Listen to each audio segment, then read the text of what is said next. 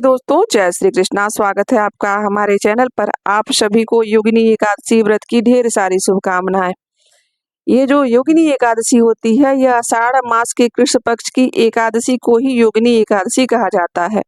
आज की इस वीडियो में हम सुनेंगे योगिनी एकादशी व्रत की कथा। तो प्रेम से और ध्यान से वीडियो के अंत तक बने रहिएगा ताकि आपको पूरी कथा का आनंद प्राप्त हो सके। हमारे शास्त्रों में कहते हैं कि आषाढ़े कृष्ण पक्षे तु योगिनी नाम वह तिथि सर्व पाप हरा भुक्त मुक्त प्रदायिनी। अर्थात आषाढ़ मास के कृष्ण पक्ष की योगिनी एकादशी जो होती है, वह सभी पापों का नाश करने वाली तथा भोग और मोक्ष दोनों प्रदान करने वाली है। ऐसे में इस कथा के अनुसार एक समय की बात है कि महाराज युधिष्ठिर ने भगवान श्री कृष्ण से कहा था कि हे माधव, आप मुझे आषाढ़ मास के कृष्ण पक्ष की एकादशी का नाम तथा उसके महत्व का वर्णन करके बताइए। तब भगवान श्री कृष्ण कहते हैं कि हे पांडुनंदन, आषाढ़ मास के कृष्ण पक्ष की एकादशी का नाम योगिनी एकादशी है। इसके व्रत के समस्त पाप नष्ट हो जाते हैं और इस लोक में भोग करके मनुष्य परलोक में अंत में चला जाता है। यह जो एकादशी है, यह मुक्ति प्रदान करने वाली एकादशी है और यह एकादशी तीनों लोकों में प्रसिद्ध है। मैं तुम्हें पुराणों में वर्णित कथा सुनाता हूँ, ध्यान पूर्वक सुनो। स्वर्गधाम में इंद्र की अलकापुरी नाम की नगरी में एक राजा थे जिनका नाम था कुबेर। वह प्रतिदिन भगवान शंकर की पूजा किया करते थे।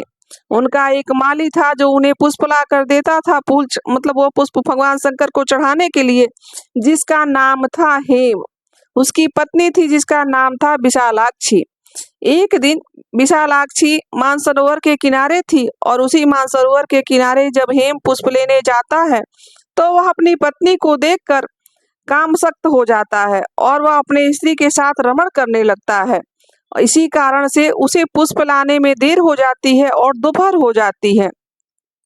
इधर राजा उसकी राह देखते देखते क्रोधित हो जाते हैं और अंत में अपने सेवकों को आज्ञा देते हैं कि तुम लोग जाकर देखो कि हेम मालिक के न आने का क्या कारण है। सेवक जाकर पता लगाते हैं और उसे अपने पत्नी के साथ ऐसी स्थिति में देखते हैं। तब वह आकर राजा से कहते हैं कि हे कुबेर, हे महाराज, वह तो अत्यंत ही पापी और कामी व्यक्ति है। अभी तो वह अपनी पत्नी के साथ रमण कर रहा है।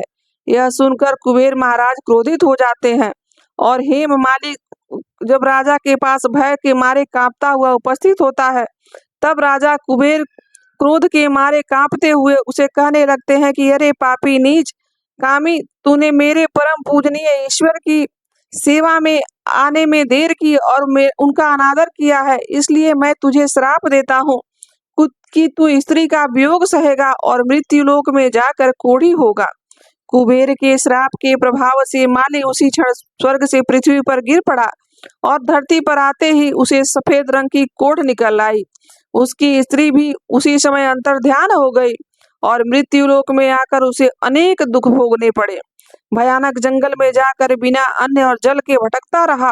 रात्रि को नींद नहीं आती थी पीड़ा की वजह से, परंतु भगवान शिव की पूजा के प्रभाव से उसको पिछले जन्म की जो बातें थी वह ध्यान में रह गई थी। घूमते घूमते एक दिन वह मार्कंडे ऋषि के आश्रम में पहुंच गया, जो अत्यंत वृद्ध और तपवान थे। हेममाली वहां जाकर उनके पैरों में गिर पड़ा। उसको देखकर मार्कंडे ऋषि बोले कि तुमने ऐसा कौन सा पाप किया है जिसके प्रभाव से तुम कोढ़ी होकर महान दुख को भोग रहे हो। हेममाली कहने लगा कि मैं राजा कुबेर का सेवक हेममाली हूँ। मैं राजा की पूजा में नियमित नित्य प्रतिदिन पुष्प लाया करता था। एक दिन मुझे अपनी स्त्री के साथ विहार करते देर हो गई और दोपहर तक पुष्प लेकर नहीं पहुंच सका।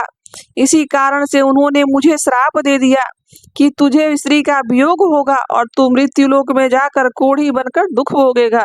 इस श्राप से मैं कोढ़ी होकर अत्यंत दुख भोग रहा हूँ। अतः आप मुझे कोई ऐसा उपाय बताइए जिससे मैं इस दुख से मुक्त हो सकूं। इस पर महर्षि मार्कंडेय ऋषि बोले कि मेरे सम्मुख सत्य वचन कहकर तुमने अपना उद्धार वैसे ही कर लिया है, इसलिए मैं तेरे इस कोढ़ से मुक्ति के लिए एक व्रत बताता हूँ। यदि तू आषाढ़ मास के कृष्ण पक्ष की योगिनी एकादशी का व्रत विधि पूर्वक करता है तो तेरे सभी पाप ताप नष्ट हो जाएंगे।